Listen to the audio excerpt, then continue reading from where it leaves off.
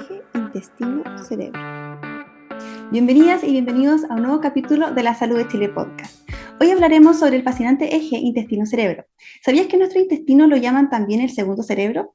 Investigaciones recientes muestran de forma cada vez más claras que la función de nuestro sistema digestivo va mucho más allá de simplemente procesar la comida que ingerimos. Es más, estas investigaciones muestran que se podría usar para el tratamiento de enfermedades mentales, neurodegenerativas o del sistema inmunológico. Vamos a conversar sobre esto y mucho más en el siguiente capítulo. Para profundizar en esta temática, me encuentro con la doctora Carol Beltrán, quien es químico farmacéutico, doctora en ciencias biomédicas, profesora asociada de la Facultad de Medicina de la Universidad de Chile, investigadora principal del Laboratorio de Inmunogastroenterología, Servicio de Gastroenterología del Hospital Clínico de la Universidad de Chile. Y además me encuentro con el doctor Mauricio Farfán, quien es químico farmacéutico, bioquímico, doctor en ciencias biomédicas, profesor asociado de la Facultad de Medicina de la Universidad de Chile y también investigador del Centro de Investigación Clínica Avanzada, Hospital Luis Calvo Maquena. Muchas gracias a ambos por estar hoy día con nosotros y nosotras en este capítulo de podcast. Gracias, Gracias. Bárbara. Bien, para comenzar, como siempre, vamos con la primera etapa de mitos y verdades, y a ver qué tanto en relación a esta importante e interesante temática de eje intestino-cerebro, qué tanto de conocimiento popular es cierto, no es tan cierto. Así que vamos con el primer mito o verdad que dice: la salud intestinal no está relacionada al cerebro. Doctora Carol. Sí. Gracias por la invitación, qué entretenido este tema, nos fascina a todos y cada vez está más en boga, ¿no? Todo el mundo lo está discutiendo, redes sociales, aparece mucho más de esto. Claro, y la gente dice que podrían ser dos estructuras distintas, el intestino no tiene nada que ver con el cerebro y la verdad que no. Se ha descubierto últimamente que sí están interrelacionados, hay una comunicación bidireccional que es súper estrecha en donde el cerebro comanda las funciones intestinales, es decir, manda señales del cerebro hacia el intestino, regulando las funciones del intestino, pero a su vez el intestino también posee canales de comunicación, como si fuesen redes de comunicación, como un teléfono, en donde el intestino puede afectar las funciones del cerebro. Es así como nosotros vemos de que si tenemos un ambiente homeostático intestinal, podríamos tener un muy buen funcionamiento cerebral. Y cuando tenemos alteraciones en el intestino, pudiéramos tener mayor susceptibilidad, por ejemplo, a tener estrés, ansiedad, depresión, cambios en nuestra capacidad, por ejemplo, de concentración o pérdida del lenguaje, la memoria se ve afectada. Entonces, la verdad es que están súper comunicados estos dos sistemas. Cada vez se descubre el cómo están estas vías, estos puentes de comunicación, que como ya dije, es bidireccional, hacia arriba y hacia abajo. Sí, Perfecto. Entendiendo estado homeostático como un estado de equilibrio, ¿verdad? claro. O sea, Interesante. mientras más equilibrada esté esta comunicación, nosotros podríamos decir que estamos funcionando de una manera armónica como individuos, tanto en nuestros conceptos, el propio de los centrales, es decir, nuestras características psicológicas, nuestro comportamiento está en equilibrio, si es que nuestro intestino está en equilibrio, y viceversa, si es que nosotros tenemos una alteración, por ejemplo, frente al estrés, vamos a tener alteraciones a nivel intestinal, en donde pudiéramos tener, por ejemplo, trastornos digestivos, aumento de motilidad, diarrea, constipación, dolor en el intestino, un mal procesamiento de los alimentos, etcétera. Ujú, perfecto. El segundo mito tiene relación con si el intestino es el segundo cerebro, doctor Farfán. Bueno, también me sumo a los agradecimientos de Carol. La verdad que es un tema muy entretenido. Nosotros llevamos trabajando hace bastante tiempo en esta área y la verdad que cada vez van apareciendo nuevos estudios y más gente, más grupos de investigación interesados en trabajar en este tema en distintas áreas. Ya esto al inicio comenzó como un área de netamente de intestinal, de algo local, pero efectivamente, como menciona Carol, efectivamente nos hemos dado cuenta que la microbiota efectivamente tiene un rol no solamente local, sino que también sistémico, es decir, afecta a todo organismo. Y en ese sentido, bueno, se ha acuñado este concepto de que el intestino sea nuestro segundo cerebro, un poco por lo que explicaba Carol hace unos minutos atrás. Eh, Ahora bien, yo creo que el concepto de segundo cerebro igual puede confundir en algunos casos, ya que el cerebro tiene un órgano con funciones bastante complejas, ¿ya? Donde muchas de ellas son desconocidas, ¿ya? Ahora, yo creo que hay que entender un poco en cómo trabaja el cerebro, ¿ya? El cerebro finalmente es un órgano que forma parte de un sistema, ¿ya? Como sistema nervioso, y que en conjunto con otros órganos permite regular y mantener funciones vitales de nuestro organismo. ¿Ya? Entonces a mí en lo personal prefiero pensar que el intestino es un órgano que está, a pesar de estar físicamente muy alejado del cerebro, y tal como mencionaba Carol, permite de alguna forma trabajar o trabaja en conjunto con el cerebro, entregando o sensando información que viene del exterior y que efectivamente es clave para informar al cerebro o de alguna forma que el cerebro a través del intestino pueda de alguna forma informar al organismo de alguna problemática. Y efectivamente yo siento que son órganos que trabajan en un sistema y que de alguna forma cada uno apoya la función de otro. Perfecto. Sí, ahí me gustaría complementar que efectivamente, tal cual como dice Mauricio, es difícil pensar de que es o sea, considerar que es un cerebro como tal, aunque pese que hay muchos dichos populares que donde dicen, ay, por favor, tengo un nudo en el estómago cada vez que me pongo estresado o que siento maripositas en la guata cuando estoy enamorado, no sé, que hace pensar de que justamente el cerebro es como que comandara las emociones o que es ahí donde se genera esta emoción. Pero como dice Mauricio perfectamente, hay una comunicación entre el intestino y el cerebro que está regulando estas emociones, pero es difícil comparar estructuralmente al intestino con el cerebro. Sin embargo, el cerebro sí presenta un sistema nervioso que es autónomo y también tenemos ahí al sistema nervioso entérico, ¿cierto? En el que actúa independiente muchas veces del cerebro, de la parte central nuestra. Este sistema autónomo manda señales para poder comandar la producción de hormonas, las secreciones, la absorción de los alimentos, la capacidad funcional de nuestro intestino. Y por lo tanto a veces uno dice, bueno, se manda solo el intestino. Es como si fuese un segundo cerebro independiente. Y bueno, por ahí viene ese mito, cómo se concibe, pero es difícil comparar estructuralmente y anatómicamente, comparar de que es igual al cerebro. Sí, Claro, tiene un poco más que ver con el sistema nervioso periférico que está dentro en esta estructura de intestino. exacto, Sí. exacto. Bien, el siguiente mito dice, si tienes problemas intestinales, eres más vulnerable a infecciones y enfermedades comunes como la gripe. Carol. Sí, bueno, ahí es súper interesante eso también. Es que en general hay que hacerle caso a los mitos, porque siempre tienen algo de razón, ¿ya? Yo creo que la culpa no tiene el mito, la culpa lo tiene es que en la ciencia, que va un poquito más lenta en tratar de descubrir que esos mitos a veces son reales.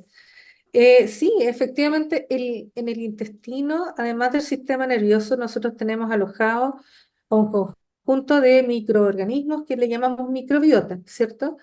Esta microbiota vive en una relación de mutualismo, ¿cierto? Simbiosis con nosotros, con el hospedero, y está constantemente estos microorganismos en el interior, si están contentos, si comemos bien, ¿cierto? Si están en equilibrio, producen una retroalimentación o un mensaje constante al sistema inmune que está alojado en el intestino, ¿ya? Y este sistema inmunológico intestinal es tan importante para el resto del cuerpo que se podría decir que si nosotros tenemos una homeostasis de este sistema inmune de las mucosas intestinales, vamos a tener también una homeostasis y un buen funcionamiento de nuestras defensas o de este sistema inmune en el resto del cuerpo. ¿Ya? Entonces, hay estudios que relacionan alguna susceptibilidad a enfermedades cuando nosotros tenemos este sistema inmunitario deficiente o anormal o alterado, ¿ya? Hay algo, pero no son tan concluyentes todos los reportes, así que, pero de todas maneras dan indicio de que nosotros tenemos que tener un sistema inmunológico a nivel intestinal estable, en buena armonía con la microbiota intestinal, y eso va a determinar el estado físico, la respuesta de defensa general de nuestro cuerpo. Perfecto. Mm. Sí, y un poco complementando lo que menciona Carol, ¿por qué ha tenido tanta relevancia el estudio de la microbiota? Es porque efectivamente es algo que ha ido muy de la mano del desarrollo científico y de la capacidad que hoy día tenemos de poder ver o saber lo que no vemos.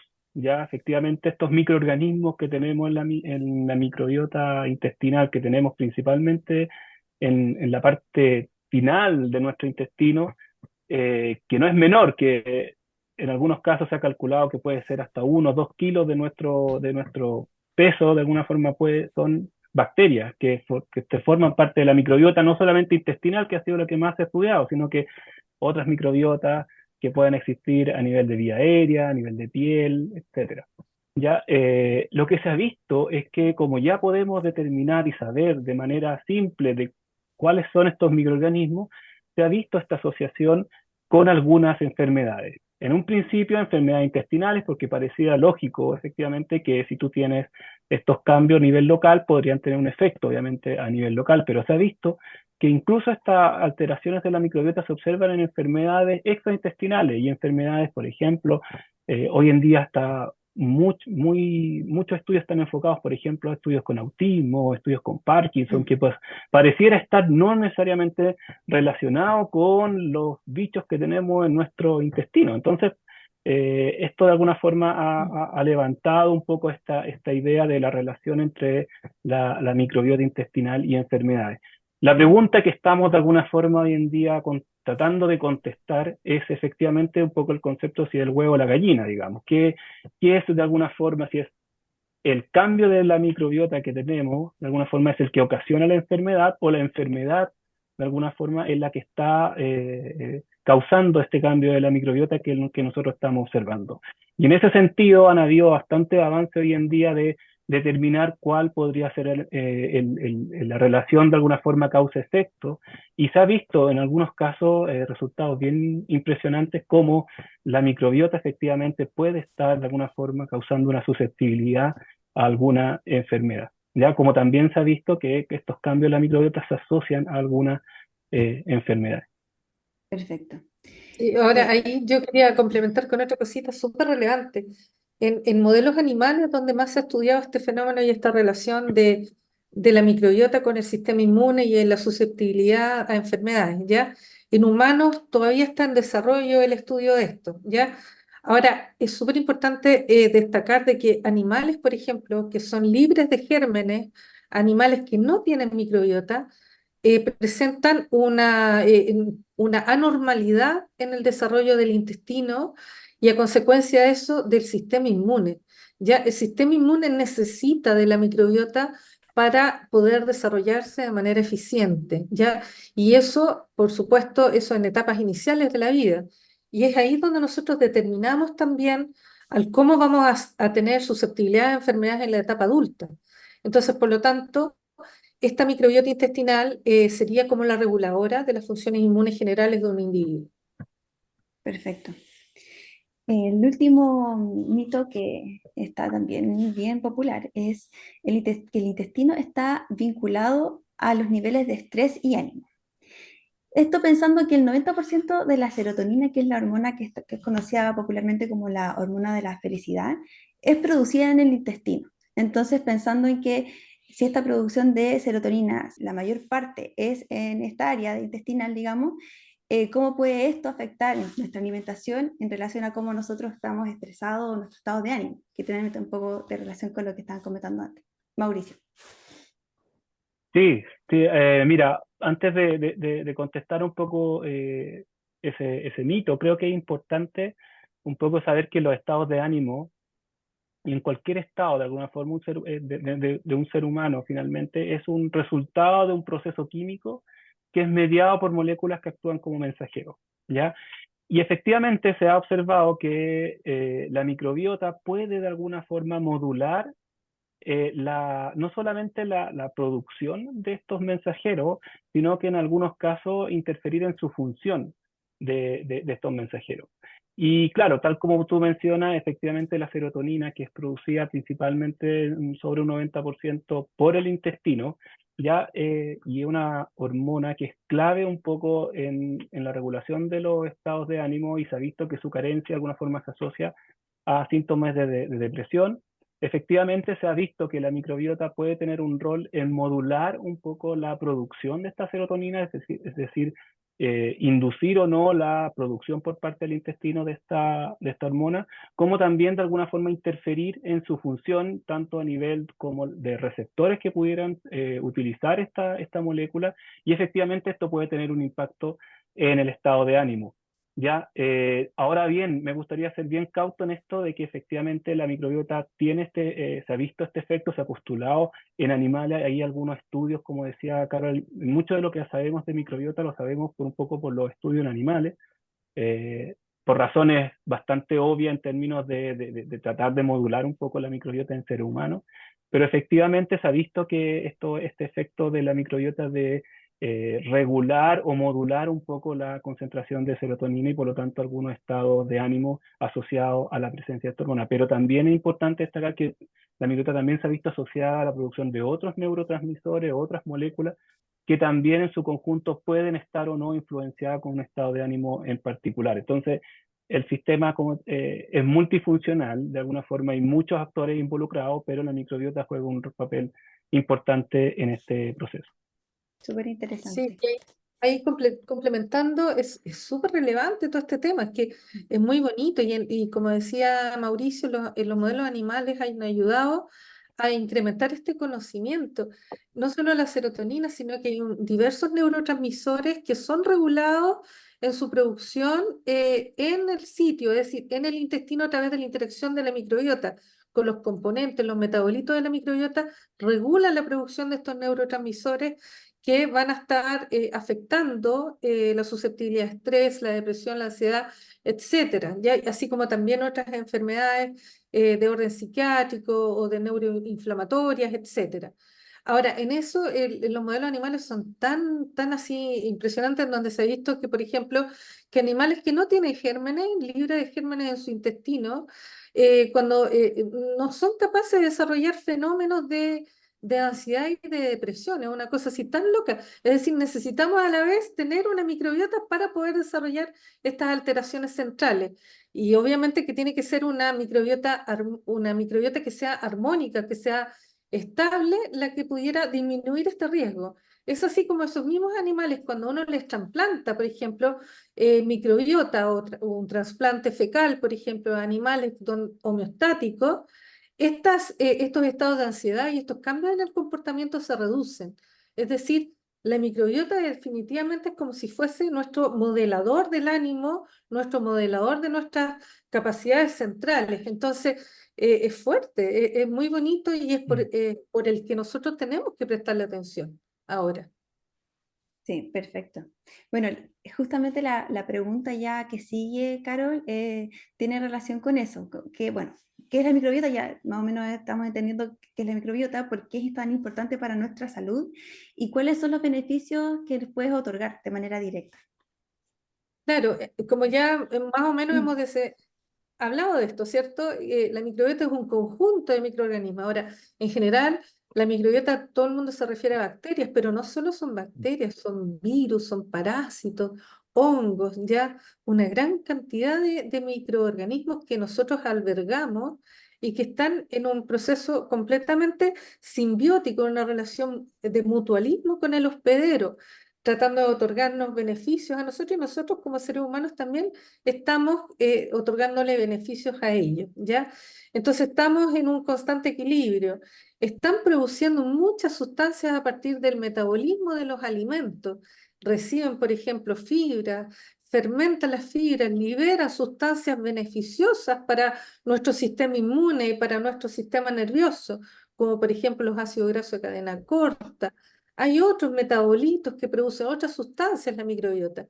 Por lo tanto, es fundamental en las ganas de comer, por ejemplo, los estímulos para producir hormonas de la saciedad o el metabolismo de los lípidos, está muy relacionado la microbiota con la obesidad, por ejemplo, ¿ya? Es decir, determina no solo las funciones inmunes, sino que también las funciones metabólicas del cuerpo. Y solamente para complementar, me gustaría mencionar un poco que la microbiota tiene también un proceso de crecimiento o de madurez, ¿ya? La microbiota con la que nosotros nacemos no es necesariamente la microbiota con la cual vamos a morir.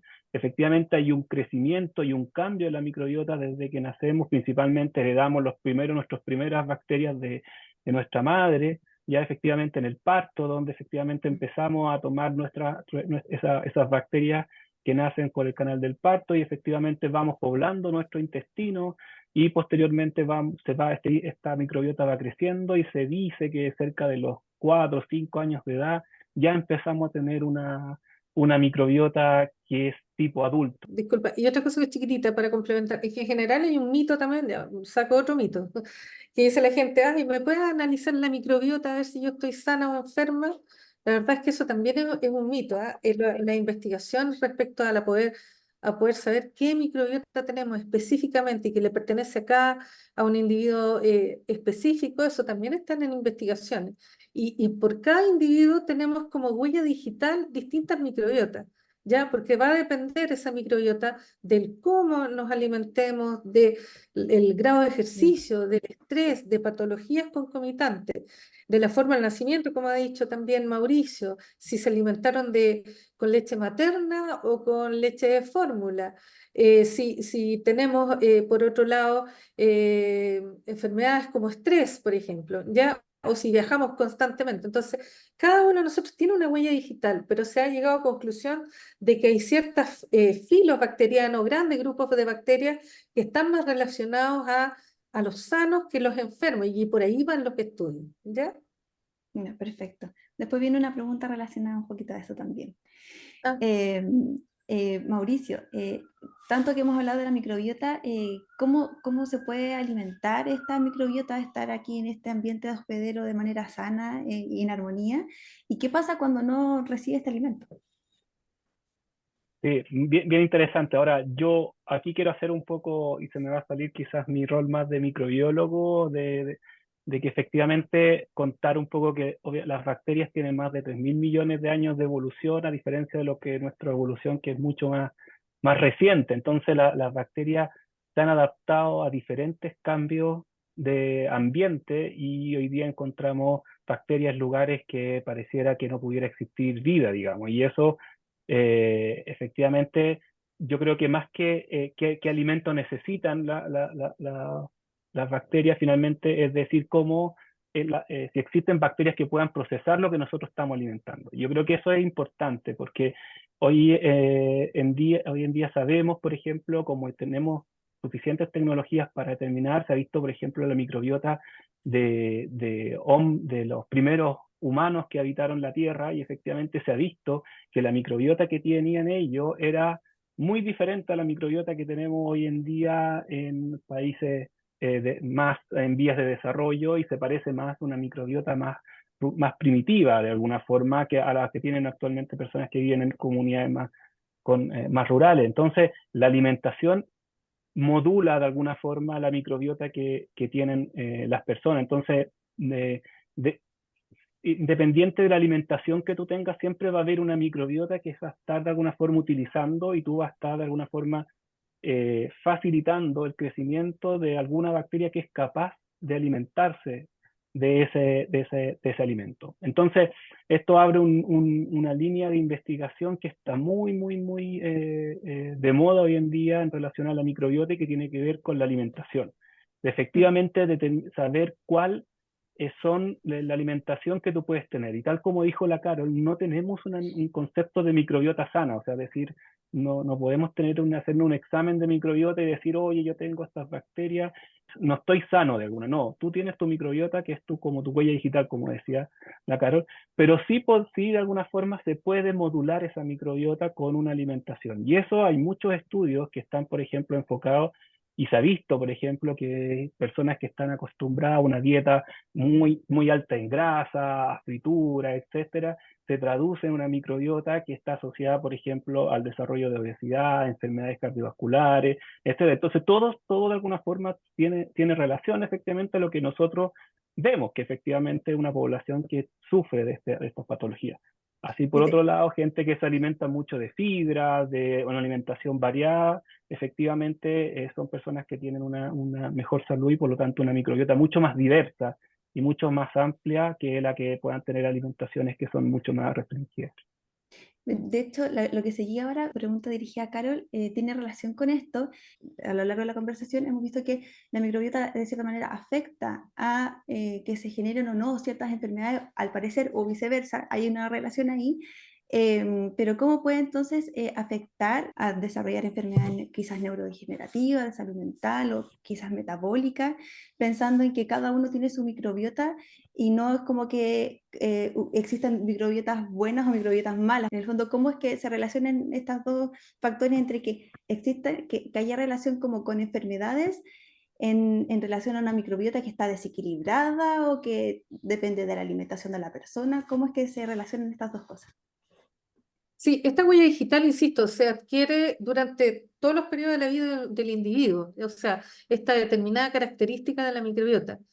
Pero sí hay estudios en el que se ha visto, si bien a nivel de especie específica, no podemos tener esa información todavía, sí los grandes grupos bacterianos han sido caracterizados y ahí se han llegado a algunas conclusiones respecto a si hay mayores firmicutes en relación a bacteroidetes, por ejemplo, en grandes poblaciones bacterianas. Y eso sí son como patrones que han sido asociados a enfermedad. Entonces, los estudios están como centrados en la caracterización de estas razones de grandes grupos microbianos en relación a esta enfermedad. Son asociaciones, ¿ya? Y se ha visto que la intervención de ellas, por ejemplo, a través del uso de probióticos o a través del uso de trasplante fecal, que cada vez está más estudiándose y está adquiriendo un rol súper importante para explicar. El trasplante fecal consiste en colocar extractos, ¿cierto?, de heces fecales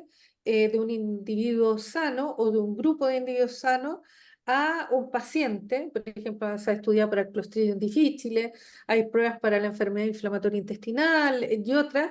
Entonces se ha visto que ese reemplazo ya o ese tratamiento de la microbiota logra disminuir la severidad de la enfermedad o la sintomatología de la enfermedad. Entonces, por lo tanto, sí podemos decir de que por ahí vamos dentro de la investigación, es decir, ayudando a esta microbiota a que cambien ciertas proporciones de estos grandes grupos bacterianos, nosotros podríamos estar favoreciendo a un comportamiento microbiano o un ecosistema, porque hay que hablarlo de esa manera, con un ecosistema que favorece la homeostasis del intestino, del sistema inmunointestinal, de la inflamación de todo nuestro cuerpo, de la neurotransmisión de nuestro cuerpo y de las hormonas, ¿ya? Va en ese sentido. Y por lo tanto, queda mucho por desarrollarse. Los estudios van orientados a tratar de decir, sí, por ahí va la cosa, pero faltan más grupos que hagan caracterización. En Chile, por ejemplo, este tipo de estudios es muy escaso, no hay tantos estudios.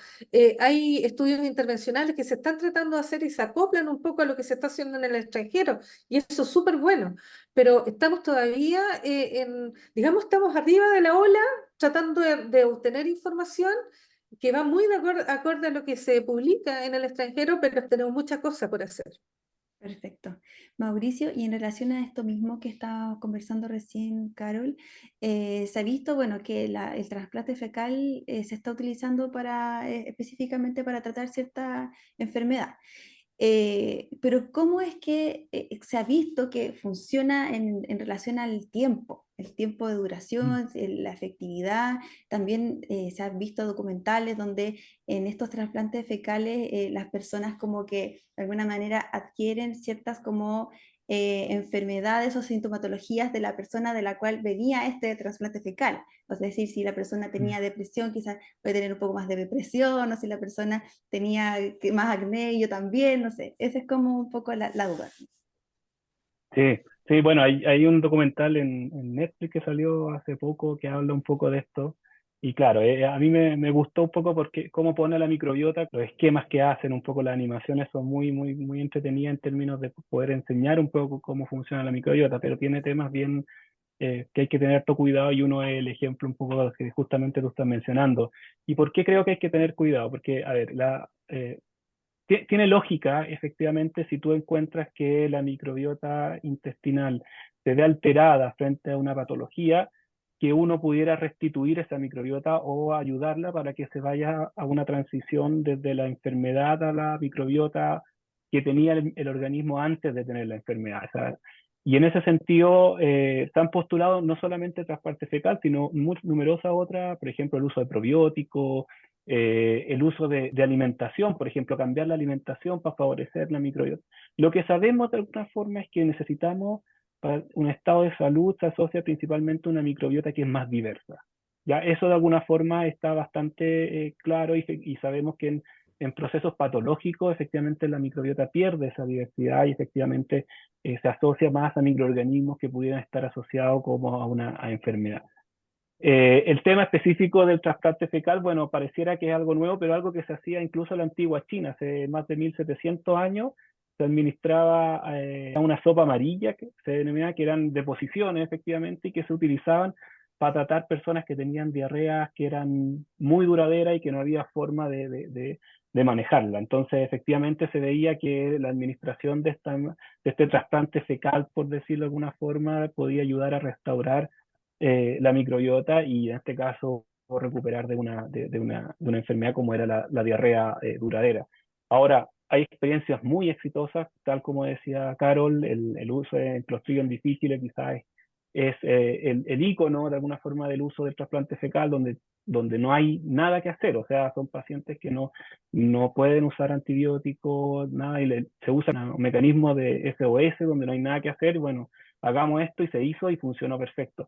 Pero en otras patologías los estudios han mostrado que no hay tanto éxito como sucede para el caso de trasplante fecal en infecciones por Clostridium. Principalmente, yo creo que aquí es importante es porque tenemos que conocer, y lo uno con lo que mencionaba Carol, de conocer efectivamente en qué consiste este cambio de microbiota. Porque puede ser que efectivamente se pierdan algunos microorganismos, pero como te decía anteriormente, estos microorganismos trabajan en red. Entonces, a lo mejor no es la administración de algún microorganismo en específico, sino que puede ser un grupo de microorganismos. Y pasamos de este trasplante fecal que pareciera como que agregamos todo lo que había en la persona sana, y hoy en día pasamos a algunos administración directa de algunos microorganismos, de un grupo de microorganismos que pareciera que pueden jugar un papel importante en devolver un poco esta transición desde una microbiota sana a una microbiota enferma. Y yo creo que los estudios cada vez van más orientados a eso, a efectivamente hacerlo un poco esta medicina personalizada, de conocer efectivamente qué es lo que está cambiando, y bueno, eso es lo que de alguna forma tratamos de modificar. Ahora, ese trasplante presenta riesgo, o sea, por eso mismo Claro, no es la panacea. A nivel sí, clínico, la infraestructura que debe haber para poder hacer el trasplante fecal necesita tener una mirada bastante seria y de alta seguridad. Ya ahora se están inventando incluso cápsulas que Sí, se con fecales, etcétera, pero está todavía en desarrollo todo eso, sí. necesita una mm, alta supervisión entonces. Una alta totalmente. supervisión. Mauricio, me hiciste acordar de mi abuelo con sus tratamientos del campo, que alguna vez me dijo, mijita, para la diarrea usted necesita tomar agüita de bosta, de caballo. Así que Claro. me acordé de la sopita Eh, amarilla de la China. la sopa amarilla de tu abuelo, claro. Muchas cosas del campo también tienen su Sí. base Totalmente. bien, sí. Bien, y bueno, para finalizar, ¿qué entonces recomendaciones podríamos dar a personas que desean quizás mejorar su salud intestinal y en consecuencia al parecer también su salud, digamos, cerebral? En el fondo, ¿cómo podemos mantener una buena comunicación entre estos dos órganos tan importantes? A ver, no hay de alguna forma una guía, porque si no todos seguiríamos esa guía. Ya está en una etapa de alguna forma de desarrollo. Ahora, lo que sí yo creo que es importante, efectivamente, esto de la diversidad bacteriana. Hemos visto que efectivamente cuando hay una patología, vemos que el número de microorganismos diferentes que tenemos disminuye en consideración a lo que tienen la mayoría de los individuos sanos. Y eso quizá yo creo que cómo fomentar esta diversidad, principalmente relacionado con una alimentación variada, ya que efectivamente evitar alimentos procesados, ya rico en fibra, ya a las bacterias les encanta la fibra. El método que tenemos nosotros los humanos para poder digerir la fibra. Nosotros no podemos, ellas tienen las bacterias que están en nuestro intestino, las pueden procesar. No sé, Carol, si tú... Sí, completamente de acuerdo.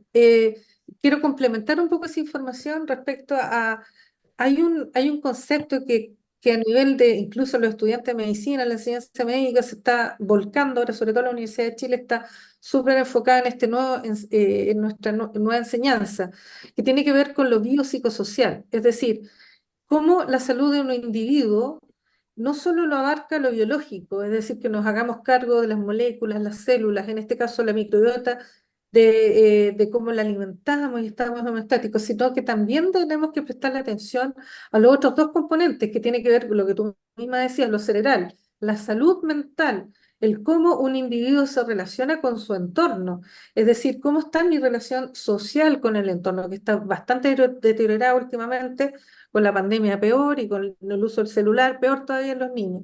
Entonces, lo que tenemos es que el individuo para tener un menor riesgo de enfermedades tiene que abarcar un concepto holístico y a nivel de la clínica también tiene que estar esa mirada. Es decir, las enfermedades, los pacientes, es decir, en el tratamiento y en la prevención de enfermedades, tiene que estar bajo ese punto de vista holístico, en donde todas las enfermedades se tienen que complementar con tratamiento psicológico, con una buena calidad de vida, con ejercicio, el mindfulness, que es una de las cosas que nosotros estudiamos en el laboratorio. Es decir, esta salud mental va a enriquecer a nuestro organismo en cuanto a la salud inmune y la microbiota, por si están comunicados los dos, este eje está comunicado bidireccionalmente. Entonces, obviamente, que la forma en cómo se comporta el metabolismo o los productos que genera esta microbiota van a depender también de estas señales centrales que tengamos, ¿cierto? De nuestra capacidad y de nuestra salud mental. Perfecto. Bien, muchas gracias a ambos. Creo que ha sido un capítulo de mucho aprendizaje. Espero que a todos y todas también les haya servido mucho. Muy interesante los temas. Hemos visto cómo quizás sabíamos un poco que el cerebro podía afectar a nuestro intestino, porque hay muchas veces que las personas se enojan o qué sé yo, les afecta ahí la guatita, pero quizás no sabíamos tanto cómo era la relación hacia la inversa, digamos. Así que ha sido súper interesante el capítulo. Muchas gracias por estar hoy día con nosotros y será hasta la próxima. Gracias. Muchas gracias, Bárbara, por la invitación. Subdirección de Innovación, Facultad de Medicina, Universidad de Chile.